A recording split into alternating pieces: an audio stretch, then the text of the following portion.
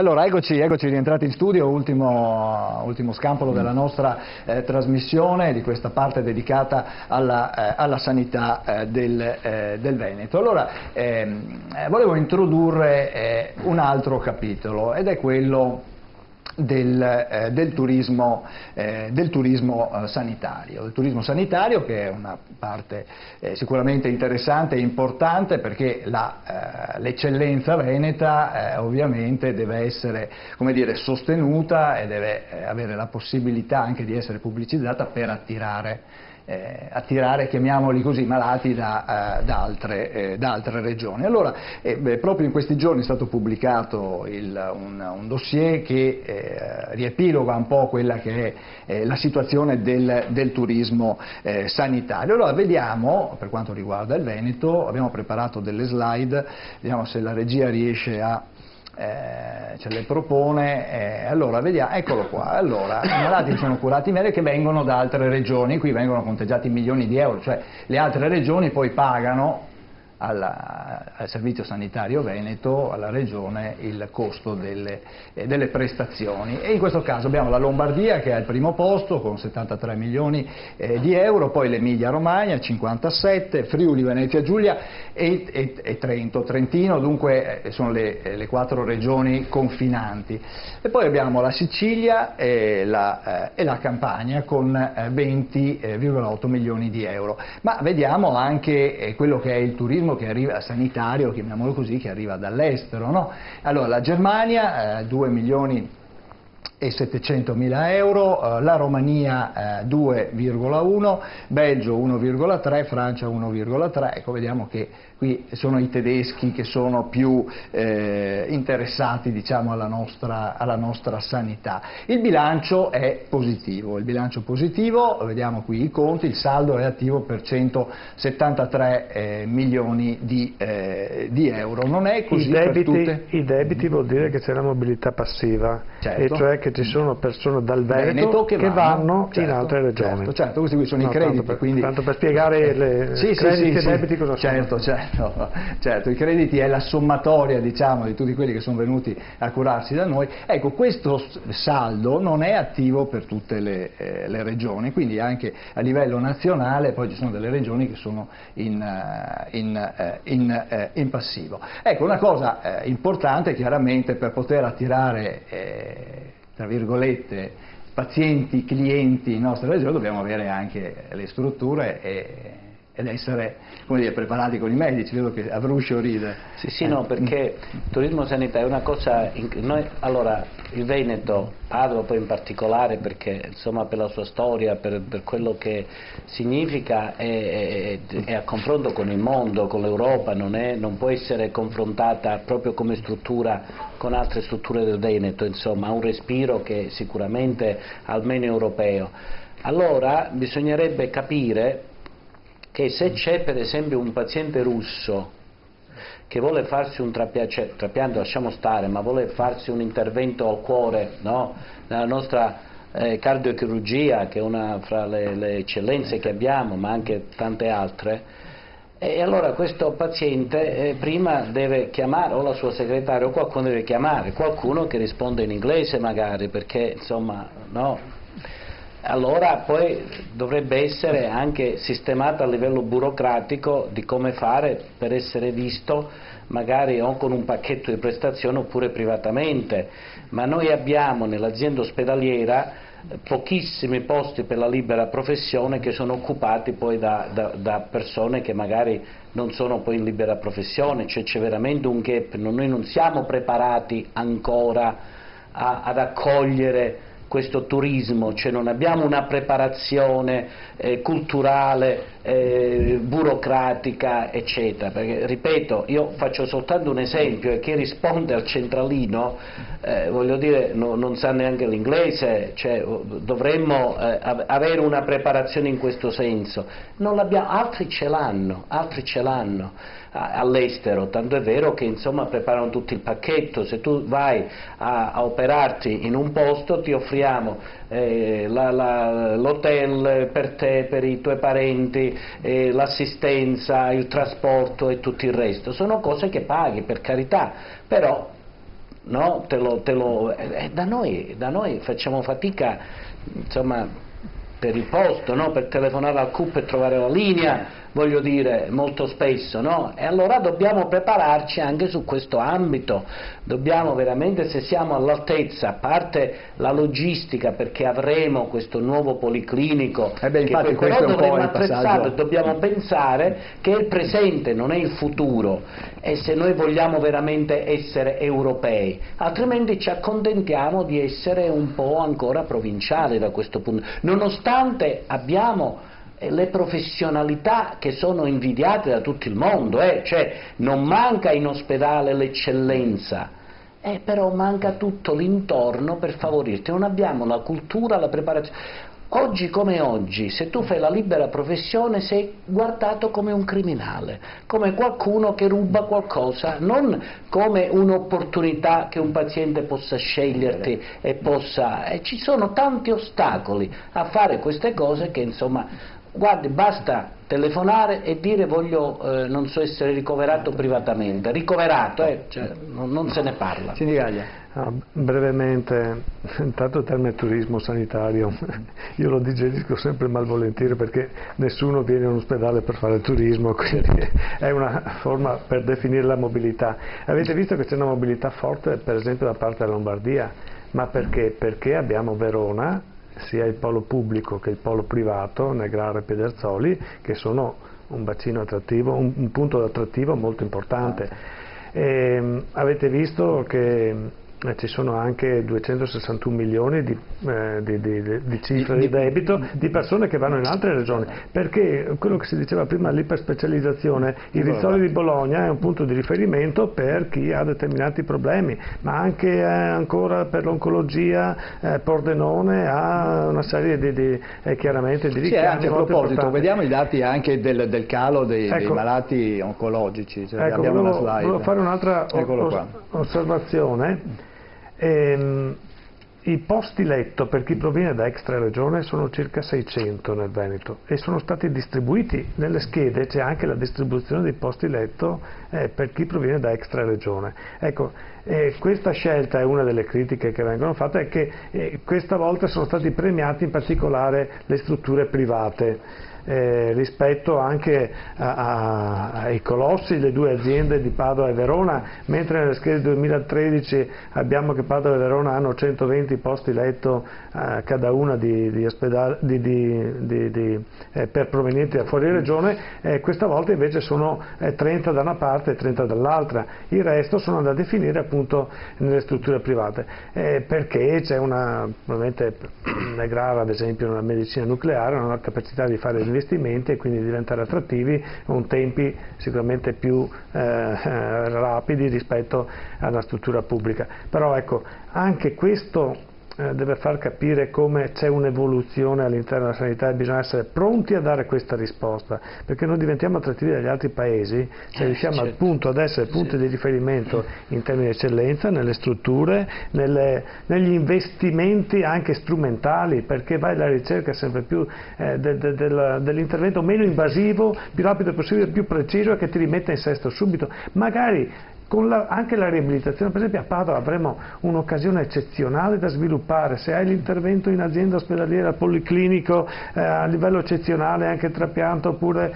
dal trapianto all'intervento protesico, e poi hai tutta una serie di riabilitazione, ma anche un'offerta, un pacchetto complessivo azienda con Abano eccetera, sarebbe qualcosa di eccezionale.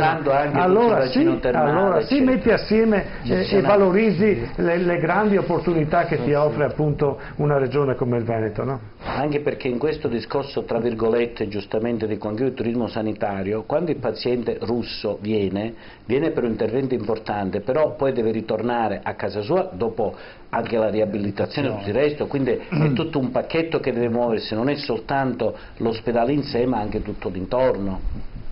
Volevo sentire Borona allora a questo proposito.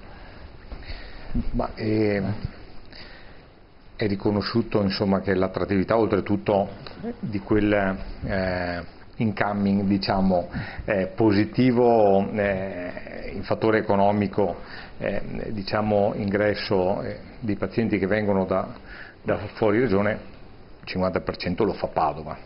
più o meno il 50% lo fa Padova, quindi qui si ritorna, no, a quello che è l'importanza sull'ambito padovano, ovviamente con la scuola di medicina che è una delle più importanti al mondo, la seconda più vecchia del mondo, l'importanza degli investimenti che si stanno facendo su Padova, ovvero il nuovo policlinico universitario, il fatto di vedere all'interno della città di Padova un'organizzazione unica del sistema ospedaliero per dare assistenza ovviamente sanitaria ai padovani e ai cittadini, e dall'altra parte per avere una vocazione nazionale, europea e internazionale. Oltretutto l'ho inserito io proprio nel piano sociosanitario, si fa riferimento a Venezia, ma non cambia poi l'obiettivo, che ovviamente Padova su questo diventa attrattiva.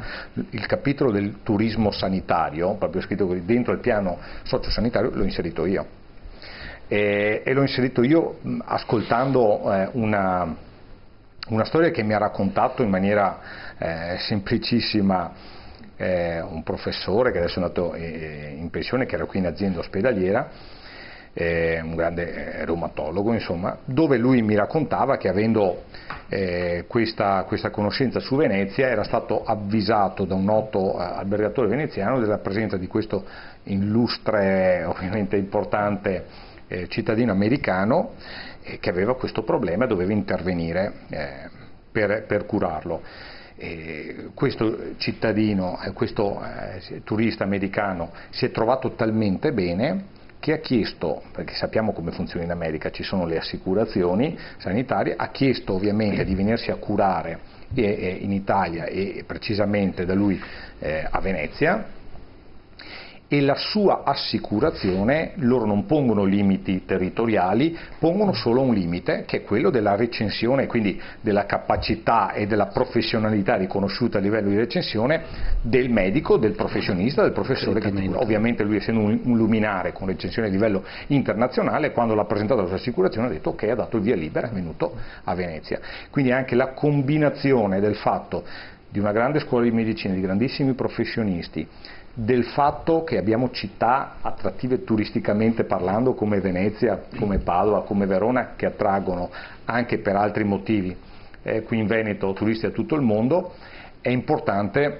sviluppare anche questo reparto, perché oggi si sta sviluppando in maniera molto forte anche qui da noi quello poi che sono le assicurazioni integrative in ambito sanitario, che se noi siamo pronti con strutture, investimenti, formazione, a dare sempre più capacità, riusciamo ad attrarre, ed è molto importante perché la concorrenza in ambito sanitario, specialmente in ambito europeo, cioè sul circuito europeo, sarà sempre più forte. Sì. La tesserina che abbiamo in tasca, la tesserina sanitaria che tutti noi abbiamo in tasca, oggi quella nuova ha un chip, se la vedete sembra un bancomat, ha un chip che contiene, è vero, dovrà contenere tutte le informazioni, ma servirà prima di tutto perché nel circuito europeo un cittadino veneto potrà curarsi, se si trova in Germania o da qualche altra, potrà curarsi all'estero e pagherà il servizio sanitario di partenza, e quindi la regione. Col chip siamo un po' in ritardo, perché va bene, ma stavo dicendo un'altra cosa, stavo dicendo che sì. questo problema, che potrebbe ovviamente creare un aggravio, noi avendo le capacità dobbiamo invertirlo, cioè dobbiamo essere noi attrattivi e non esportatori di malati, di pazienti, altrimenti poi diventa anche un problema di reggere, di bilancio, di reggere nel fattore economico, che è importantissimo. Ad esempio, quando si faceva vedere la slide del fattore oncologico, IOV, perché volevo anche quello è un esempio. Quello è un esempio.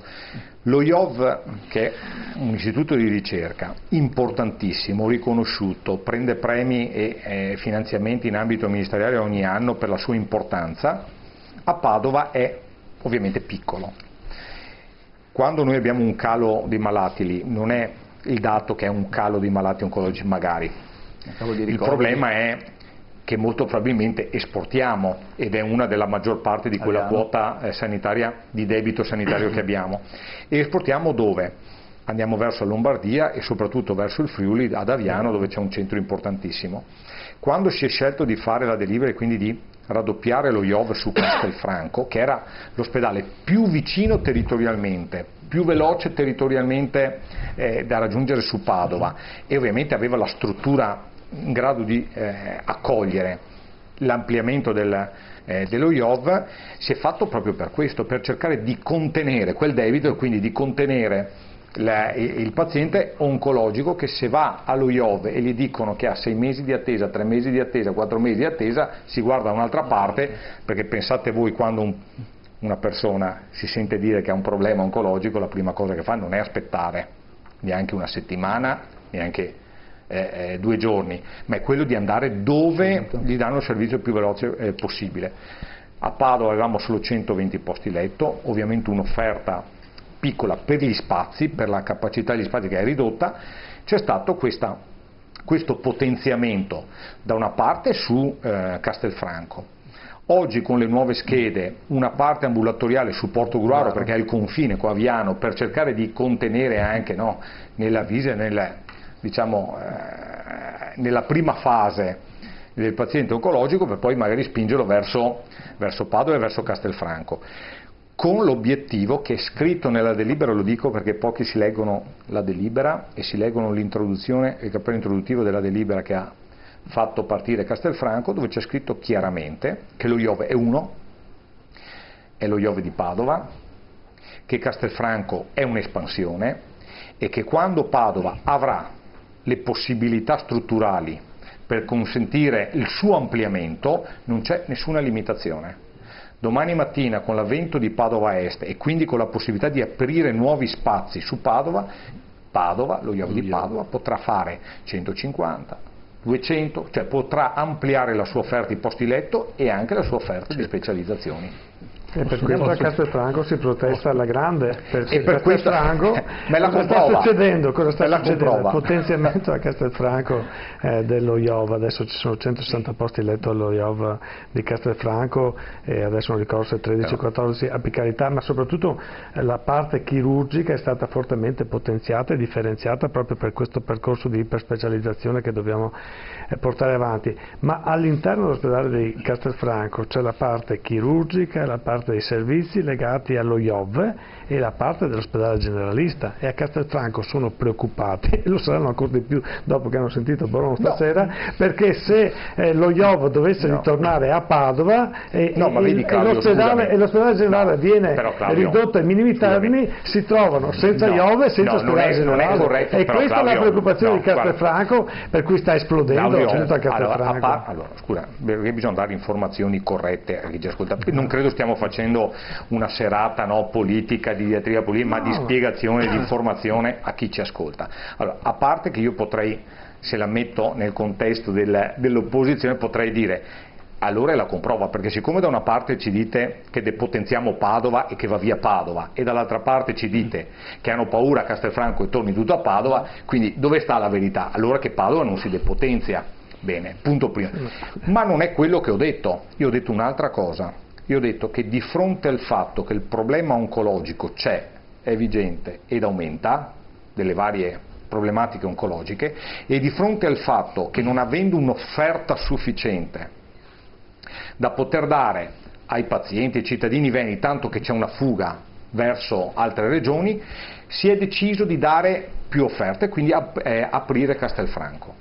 E ho detto un'altra cosa, perché le parole mie sono ben precise, che nella delibera c'è scritto che quando Padova avrà gli spazi potrà ampliare Padova, non ho detto chiudere Castelfranco, perché il problema che noi abbiamo in ambito oncologico non è quello di ridurre, ma è quello di allargare. E sono sicuro, purtroppo amaramente, spero di sbagliarmi, perché io spero di sbagliarmi, che fra 3, 4, 5, anzi per quando ci sarà Padova Est, spero di sbagliarmi, che Castelfranco e Padova dovranno essere chiusi perché non ci sono più malati oncologici, bene, lo dico, spero, ma siccome purtroppo amaramente questo problema c'è ed aumenta, io sono convinto che domani ci sarà Castelfranco e ci sarà anche Padova più grande, e ancora molto probabilmente dovremmo guardare a dare offerta in giro per il Veneto, perché si chiama Istituto Oncologico Veneto e vuol dire che deve dare un servizio a tutto il Veneto,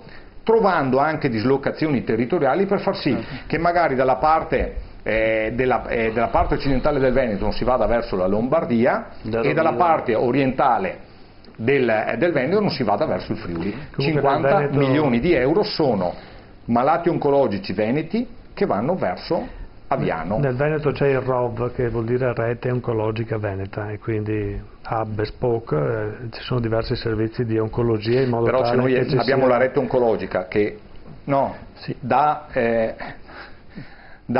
visita al cittadino, dice che ha un problema oncologico e lo inserisce in quello che è il percorso poi all'interno delle strutture di offerta oncologica, in questo caso dello IOV, ma se lo IOV non è in grado, perché non ha la possibilità e ti dice che devi aspettare un mese, 2 mesi, lo dico perché purtroppo qualcuno me lo viene anche a dire, no? Che ha delle liste di attesa. Abbiamo fatto una scelta precisa. Anche la radioterapia di Schiavonia, anche quella IOV, le Sì, bunker abbiamo di radioterapia Schiavonia. a Schiavonia, 5 milioni di euro sì, investiti per fare il bunker bisogna di radioterapia. inserire anche questo, che è molto importante come passaggio. Però io sono un po' pessimista in questo discorso, perché questo ospedale, che io ricordo 50 anni fa se ne parlava di un ospedale nuovo, e poi hanno finito per sistemare la parte posteriore sulle mura dell'ospedale, che attualmente dovrebbe essere poi demolito. Quanto tempo c'è per l'ospedale nuovo? Guardi, allora il calcolo del tempo sono 8 anni, comunque il range potrebbe essere anche quello di più, perché la burocrazia italiana... 8 anni italiani o 8 anni tedeschi? Perché il tempo è un po' diverso. Io mi auguro che siano tedeschi. Svizzeri poi sarebbe ancora meglio. Mi scusi, lei non può augurarselo, è lei che comanda. No, la burocrazia non la comando io. 8 anni svizzeri sarebbe ancora meglio. No, la burocrazia non la comando io. La politica deve imparare che la burocrazia va cambiata. Se la politica fa comodo questa burocrazia, posso dire... perché prima viene la volontà del cittadino, che elegge i suoi rappresentanti che devono comandare. Poi, se i rappresentanti della politica sbagliano e creano una burocrazia farraginosa, gli stessi rappresentanti della politica la cambiano, perché se no diventa un ping pong. No, guardi che io quando parlo di burocrazia... I gilet gialli, non so come sono saltati fuori, ma ne hanno le scatole piene, ma non sono solo, dico, i gilet gialli perché sono di moda adesso, ma così molte altre situazioni, perché abbiamo visto dei partiti sparire perché hanno giocato sulla burocrazia. Ma guardi che io di professione faccio un imprenditore, conosco bene la burocrazia e amaramente la vivo tutti i giorni. La subisce? Quindi, ecco, la conosco bene, la subisco, e quindi quando mi parla di burocrazia dovrei prendere un Malox, perché purtroppo è... Però quando io parlo di burocrazia, dico, il percorso burocratico per quello che riguarda la regione, gare, procedure, corre spedito. Le dico una cosa, l'audizione del direttore Flor in quinta commissione ha su 2 righe sintetizzato questo. Ha detto: io chiedo che le schede vengano fatte velocemente, chiedo che l'identificazione di Padova Est nelle schede dell'azienda vengano fatte velocemente, perché io, se non ho la scheda approvata con cosa ci va dentro a Padova Est, io non posso far partire il bando di gara, di progettazione dell'ospedale, perché cosa dico di mettere dentro? E se voi le approvate quanto prima, entro aprile, io a maggio, ed è tutto scritto perché in commissione viene stenotipato tutto, io entro maggio posso far partire un bando di progettualità su quello che riguarda il nuovo ospedale. Quindi la parte burocratica, per quello che fa la regione, lo può fare. Io dico una cosa di più, purtroppo lo dico da imprenditore, che se domani mattina fai la gara d'appalto e c'è qualcuno che interviene con ricorsi contro ricorsi e al TAR, al Consiglio di Stato, di qua di là, è al di sopra della nostra testa, perché lì entriamo in un campo, e ne opere pubbliche su questo... Posso suggerire? Si taglia la testa al toro, trasparenza sugli appalti, perché se non c'è trasparenza sugli appalti, allora uno ricorre di qua, uno ricorre di là, eccetera. Se gli appalti sono trasparenti e tutti sanno quello che sta succedendo, mi scusi, l'elettore si sa anche regolare. Abbiamo un Mose qui, abbiamo il record mondiale della cavolata. Neanche Tutankhamon è riuscito a fare una cosa di questo genere, e non funzionerà mai. Abbiamo chiuso col Mose, abbiamo chiuso un porto, no? Allora lasciamo perdere. Sì, però la pedemontana era secretato il Mose, ma non parliamo sapere. Parliamo più della trasparenza. Porto un esempio di un appalto che ormai tutti lo sanno, perché vabbè, basta, gli appalti sono trasparenti, uno legge, apre il gazzettino, va a televisione, va su internet e legge tutto. Ma guardi che oggi è così. Mi scusi, non sto dicendo che è colpa di qualcuno, è la burocrazia e il modo di gestire queste cose, per cui adesso non so come farete, ma il mio consiglio è seguire questa strada. Ma guardi, oggi non c'è dubbio che c'è la massima della trasparenza, è imposto per legge.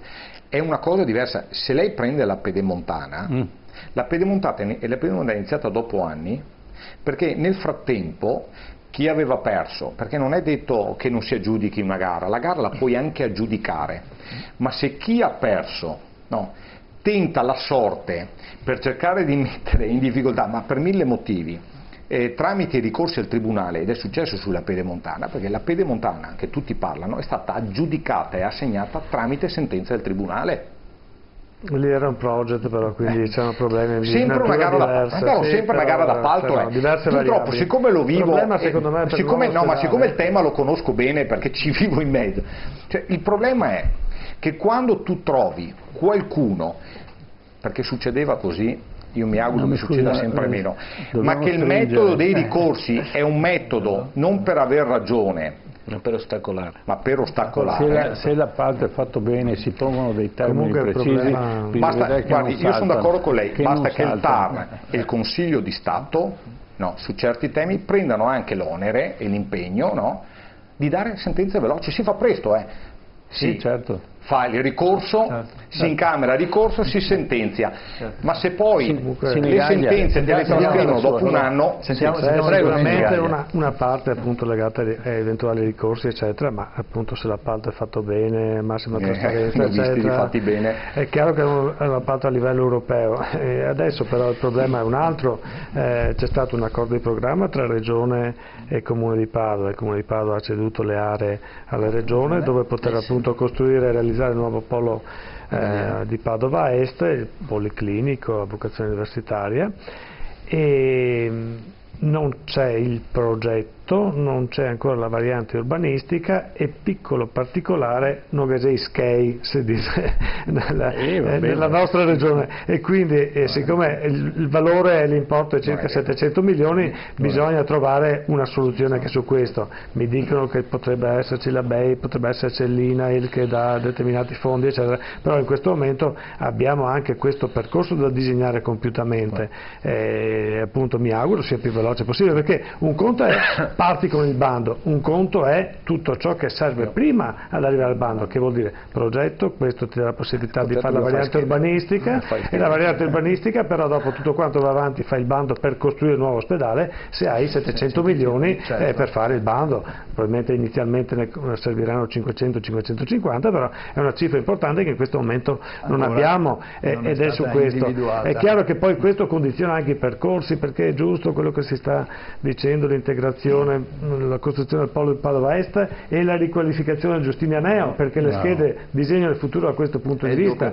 Allora proprio da questo punto di vista si dice, ma se il percorso verrà completato fra 10 anni e quindi il nuovo Giustinianeo sarà pronto fra 10 anni, perché in questo momento devi passare dall'ULSS all'azienda e l'ospedale di Sant'Antonio che non c'entra nulla? Continuiamo con la gestione attuale e poi quando ci sarà la preparazione e saremo pronti a fare l'altro passaggio, altrimenti viene visto come una specie di acquisizione di un ospedale che funziona, importante, punto di riferimento per i cittadini padovani, per il territorio di Padova, risponde ai LEA, livelli essenziali di assistenza della popolazione padovana, e perché dovremmo passarlo all'azienda che ha altre preoccupazioni in questo momento, di gestire un Giustinianeo che è un po' caotico, e mi fermo qua, e invece andiamo a dargli un altro peso ancora più da gestire che non ha senso in questo momento. Andiamo anche a Brusio per concludere. Ma su questo aspetto il 70% degli interventi dei padovani sono fatti in azienda ospedaliera di Padova. una persona che viene ricoverata a Sant'Antonio per fare una coronografia oggi da Sant'Antonio va a Piove di Sacco. Una volta, quando c'era l'ULSS di Padova, l'ULSS 16, c'era il distretto, il territorio, ed era necessario avere un ospedale a Padova. Ma adesso che c'è stata una rivoluzione e che quindi di ospedale l'ULSS di Padova ne ha tantissimi, perché ne ha tanti, che a 300 metri ci sia un altro ospedale di un altro ente, con un altro pronto soccorso, con altre strutture e con il discorso che essendo un ente diverso non può venire in azienda ma deve andare a Piove di Sacco e viceversa, crea molti problemi per i padovani. Io credo che al padovano non interessi niente se l'ospedale, ripeto, è governato dal dottor Scibetto o dal dottor Flor, interessa, ma se ho un problema, come faccio a risolverlo? Qual è il mio percorso diagnostico e terapeutico di cura? Dove vado? È questo che interessa al padovano e non tutto il resto se deve rimanere di qua o di là. Sicuramente con questa rivoluzione che c'è stato, il fatto di pensare. Ora, non cambia nulla effettivamente, non è che con questo il fatto che quando arriverà a Padova Est come c'è adesso l'ospedale, però è vero che bisogna coordinare delle azioni. Io però, se mi permettete, do un altro scoop, perché ricade proprio in maggio, saranno 400 anni della morte di un certo signore, un medico, Fabrici d'Acquapendente, che è quello che non solo ha scoperto le valvole a Padova, ma è quello che ha costruito, che ha fatto costruire il magnifico teatro anatomico, che è il simbolo dell'Università di Padova e che poi è stato modello per tutta l'Europa, per tutto il mondo conosciuto dell'epoca, e c'è stato copiato in Inghilterra e in Olanda. Quindi questa è un'altra eccellenza, secondo me, tra storia, tra attualità e tra futuro. A me dispiace perché è il futuro che mi preoccupa, è il presente, ma diamoci una mano tutti quanti perché questa meraviglia che noi abbiamo a Padova sia, come è conosciuta storicamente, lo sia ancora di più adesso in tutto il mondo. Abbiamo tutte le capacità, insomma, per farlo. Ecco, la mia paura, e lo dico da abitante di questa città, è che venga spogliato l'eccellenza di Padova. Il dislocamento di alcune attività, tra cui lo IOV, che è nato a Padova, costruito dal professor Ancona, è dislocato in altri posti, possa determinare un abbassamento di quello che è l'attività principale. Padova ha sempre avuto due attività principali, l'università e l'ospedale. Poi è nato anche il resto, la rivoluzione industriale ha portato tante altre cose, ma questa è stata l'intelligenza e l'eccellenza. Scusa. La medicina, Padovani Gran Dottori, così si dice. Padovani Gran Dottori. Allora, è un detto storico. Siccome diciamo che l'argomento è estremamente complesso e non l'abbiamo affrontato che in parte, ma soprattutto sul dislocamento dei posti letto, sono dell'avviso che vi richiameremo a breve per poter approfondire meglio questo settore, perché forse non abbiamo ancora affrontato determinati aspetti che questa riforma comporta e che la gente ha bisogno di sapere, perché poi la loro salute e anche la loro economia dipende proprio da questa riforma veneta. Allora, giustamente, come diceva Boron, il Veneto va visto nel suo insieme della sanità, perché è eccellente il Veneto e quindi va sviluppato Treviso, va sviluppato molti altri, Castelfranco, eccetera. Però bisogna farlo con intelligenza e con saggezza, per non tirare via da una parte per piantare da un'altra. Si può crescere di più tutti insieme nel Veneto, piuttosto che competere uno o l'altro i posti letto. Ecco, questo vorrei suggerire e questo potrebbe essere il motivo della prossima trasmissione. Posso solo brevemente perché mi tolga l'ansia. Sono un ottimista di natura, ho iniziato nel 95 da consigliere di quartiere a parlare di nuovo ospedale a Padova, sono arrivato nel 2018 a mettere la parola fine su un progetto che è stato pensato e insomma finalmente anche chiuso. Detto questo, oggi siamo in una fase diversa, cioè siamo nella fase della realizzazione, non più dell'immaginario, vediamo dove, siamo nella fase della realizzazione, e io sono d'accordo, mi auguro no tedesco ma svizzero, ed è per quello che vediamo le schede nell'insieme a Padova, perché io voglio essere ottimista un'altra volta, voglio correre, non voglio pensare di essere qui a parlarne per tanti anni, voglio correre, voglio vedere che l'ospedale si fa quanto prima, e voglio vedere che l'organizzazione del sistema sanitario a Padova si adatti a quello che sarà la grande struttura ospedaliera di Padova a livello veneto e internazionale, perché quella è la sua vocazione, nel modo più veloce possibile. I soldi non sono un problema, un bilancio da 9 miliardi e 100 e rotte della sanità veneta non sono un problema il fare l'ospedale, tanto che 200 milioni di euro sono già depositati presso Azienda Zero con il vincolo e destinazione nuovo ospedale di Padova, 200 milioni, e la rimanenza, che non sarebbe un problema perché il Veneto ha capacità di poter mettere a disposizione risorse con l'avvento di Azienda Zero. Voi avrete visto anche Azienda Zero nel 2018, solo sulla centralizzazione delle gare che ha avuto modo di fare, ha fatto 135 milioni di euro di risparmi sulle gare centralizzate. Quindi il fatto di mettere a disposizione, ma si sono offerti, si sono resi disponibili la BEI, l'INEI e la Cassa Depositi e Prestiti per finanziare non il nuovo ospedale, ma finanziare il più grande ospedale della più grande sanità italiana e della più grande scuola di medicina a livello internazionale.